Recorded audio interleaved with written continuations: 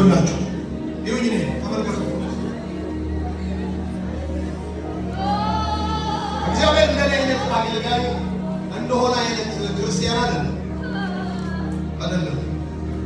መጽሐፍ እንደዚህ ያለ ዛፍ እንኳን ቢቆረጥ ስሩ እንኳን ባፈር ውስጥ ቢሞት ከውሃ ሽታ የተነሳ ሊያቆጠቁጥ ተስፋ አለ። እውነቴን ነው። ራሳችሁን አታጥፉ፣ መርዝ አትጠጡ፣ መርመነ ነገር አትጠጡ። እውነቴን ነው የምነግራችሁ። ይሁን ሲ ታያላችሁ። አንድ ሁለት ብሎ እግዚአብሔር አምላክ አንድ ሁለት ብሎ ያልተወራረደ ሂሳባችሁን ያወራርዳል።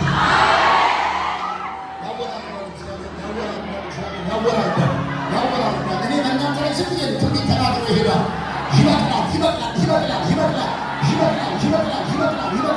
ይበቅላል። እግዚአብሔር የአንበሳውን መንጋጋ ይዘጋልሻል። ዮናስን እንደተፋው በረከትሽን የዋጠውን በኢየሱስ ያስተፋል።